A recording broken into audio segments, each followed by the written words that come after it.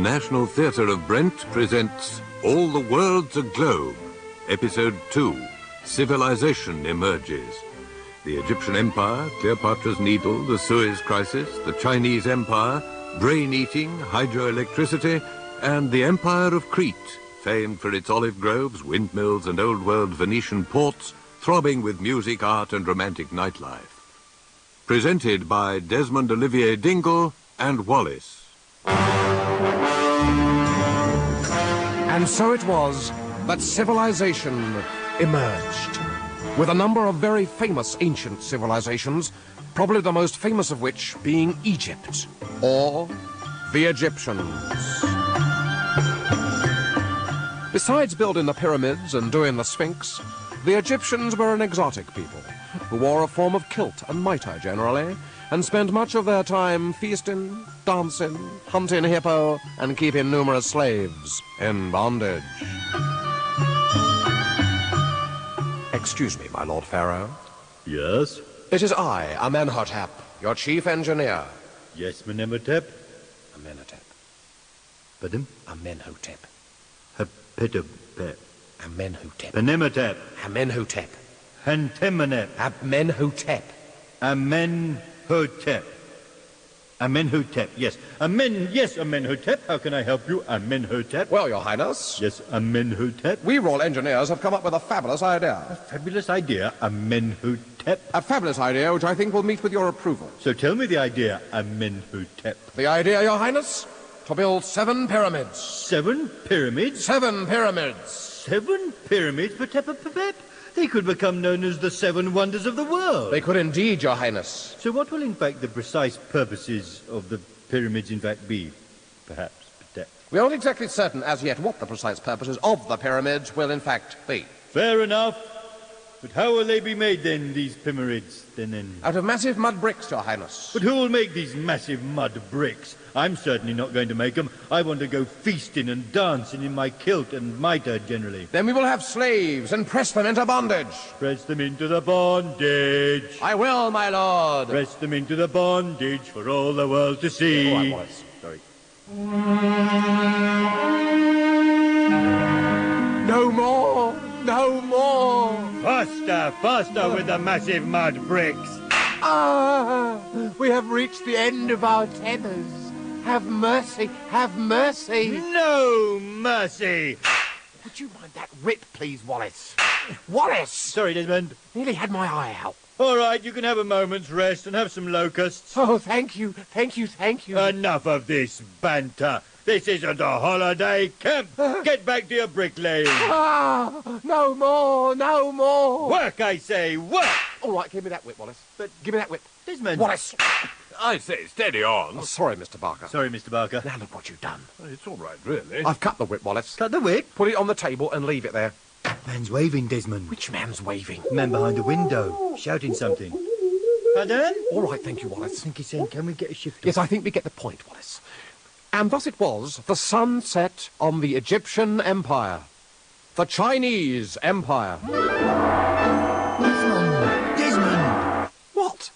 What about the story of Moses, Desmond? We haven't got time for the story of Moses, Wallace. Oh, Desmond, we've got to have the story of Moses. I said no, Wallace. The Chinese Empire. But Desmond! I wrote it, Desmond. It's got all the sound effects. We've got to have the story of Moses. I think we ought to have the story of Moses. All right, the story of Moses. Thank you. Can we go in the sound effects room now? Yes, no, all right, just get on with it, Wallace. You look very lovely this evening, Your Highness. Thank you. Shall we go for an evening stroll by the river before the sun sets on the Egyptian Empire? All right, then. I'll open the door, then. Right, then. Into the courtyard?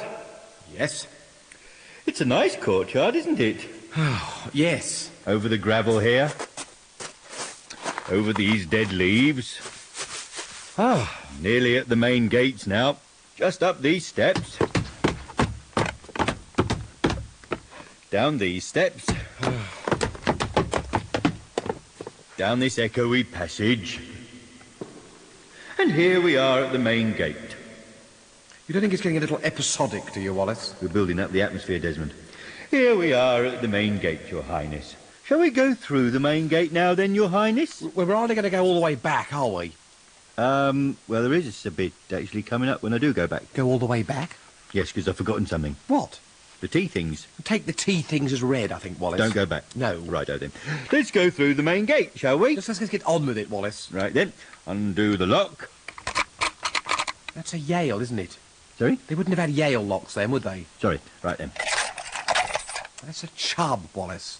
Didn't they have chubs? Egyptians didn't have chubs, did they? So what did they have They had then? massive bolts and chains, didn't they? Oh, yeah.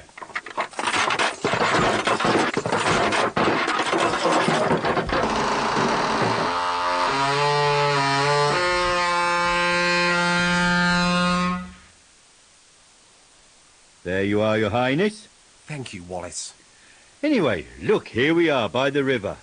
How about a swim, Your Highness, while I go and serve the tea? Splash, Desmond. I'm just pouring a cup of tea here. Would you like a cup of tea, Your Highness? Yes, thank you. Are you enjoying your swim, Your Highness? Wallace, just get on with the story. Well, that's actually the end of the Mosey sequence, Desmond. I thought you were supposed to find a little baby in a linen basket, floating in the bulrushes. I didn't actually get that far in the writing, Desmond. So she never actually finds the baby Moses? No, doesn't actually find the baby. No, not as such. Not in the current script as it stands. No, Desmond. I mean, it still needs a bit of editing. I was very much after the atmosphere. I wanted to capture the mood. This is very much first draft. Really, we're talking about. I think we'll just carry on, please, Wallace. Yeah, you don't want the swimming then. No, Wallace. Right. And so it was the sun set on the Egyptian Empire. The Chinese Empire. The Chinese Empire is one of the oldest empires in the world and existed until recently without anyone knowing about it. Apart from the Chinese, obviously. The Chinese people. The Chinese people were generally very downtrodden and ill. They made their living as slaves to the emperor, for which they were not paid, obviously, owing to the fact that they were peasants. The emperors, on the other hand, lived very pleasant lives in large paper-built pagodas, and spent most of their time cultivating silkworms and eating lychees. The Shang dynasty. The first dynasty was the Shang dynasty, who ruled from the earliest times and achieved a high degree of civilization, while Stone Age man in Britain was still half an ape, grubbing for woodlice and eating each other's brains. Each other's brains? That's right, Wallace. They ate each other's brains to make themselves cleverer, Wallace. Well, the person having his brains ate wouldn't get clever, he'd get more stupid. And no, after he was dead, obviously, Wallace. Although it's certainly not something you'd catch me doing. Me neither. Even if I was offered a bowl full of Bamba Gascoigne's brains. Who's that then? A famous historian and famous television quizmaster, Wallace. You wouldn't want any of his brains, then? No. No disrespect, obviously. I wouldn't want any of his brains either. Right, Wallace. I wouldn't want anyone's brains. It's a horrid thought, isn't it, Desmond? Yeah, right, thank you. Wallace. Okay. Unfortunately, the Shang dynasty lost the hearts of the man in the street and were finally displaced by the Chu dynasty, a cruel and heartless race of Anatolian horse salesmen. The Chu dynasty. And finally, of course, came the most intricate and complicated of all the dynasties, the Ming dynasty. The Ming dynasty. Famous, of course, for their vases. That's right, Wallace. And would you like to pass me the priceless Ming vase, please, Wallace? Certainly, Desmond.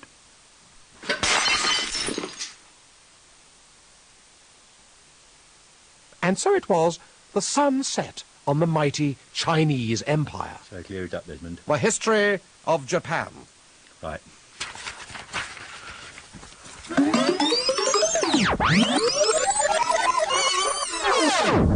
The history of Japan. Part 1. Japanese people. Japanese people. Japanese people were ruled by shoguns who fought numerous wars against other shoguns. Leave it. You can't leave it on the floor, Desmond. I think we ought to at least try. Who fought... Look, there's nothing we can do about it now, is there? I was only trying to help. We can't leave it on the floor. Look, I am trying to get... Please pick up the bit. It's completely shattered, Desmond. I don't think it'll ever mend. If I can see that, look, just get rid of it. Get rid of it. Get rid of it. You might be able to mend it with a spot of super glue. Just shut up and get rid of it. Okay. Japanese people were ruled by shoguns who fought numerous wars, who fought numerous wars against other shoguns, as has been demonstrated in the famous bestseller and film, Shogun. Hello, I am a shogun. Hello. Who are you? I am another shogun. In that case, it must be war. All right, then.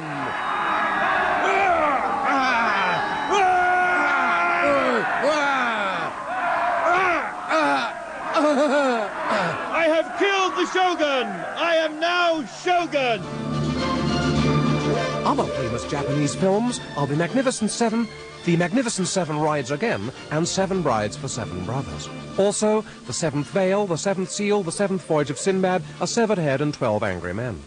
And now, Wallace will demonstrate on the radio the traditional Japanese skill of harikiri, or paper folding. Thank you. Thank you.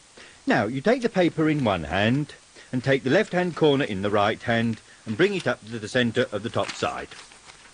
Now, move this bit over to the lower bit and fold it along the bottom line and then along the top line, and then move the small overhanging piece up in line with the left-hand folded line that you've already folded earlier. Now, fold this piece in two. Open it up, fold it again the other way now, taking the piece at the end and folding that in three and tucking it underneath the first piece. Slide the whole piece under the folded piece and tear it up gently along the centre line. And then along the middle line. Then open out the whole piece, gently slide in the lower piece up to the top piece and fold once. And there you have a lovely Japanese bird in flight. Thank you, Wallace. Thank you, Desmond. Carry on, please, Wallace. I think that's it, isn't it? That was All the World. No, hang on.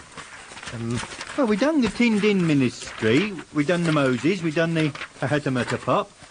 I think we've done this one. And so the sun set... That was... no, wait. On the mighty Chinese Empire, after which, the next major empire was Crete. Crete? Who were the cradle of Western civilization and lived on the attractive holiday isle of Corfu. They swiftly became mistress of the world, and it wasn't long before all nations of the earth toiled beneath their tight-fisted thrall. Thank you, Mr. Barker. Is that it? Yes. Right. That was All the World's a Glove. Globe, fathead. Sorry. Starring Desmond Olivier Dingle as Amenhotep, Hebrew slave, Pharaoh's daughter, first shogun, and Ming the Merciless. And Wallace as the Pharaoh, Egyptian slave dancer, Pharaoh's daughter's chambermaid, second shogun, and Harry Kiri. All the World's a Globe was written by Patrick Barlow and adapted for radio by the author, with additional material by Jim Broadbent and Martin Duncan. The National Theatre of Brent would like to thank Patrick Barlow, Jim Broadbent, myself, Peter Barker, and the producer, Lissa Evans.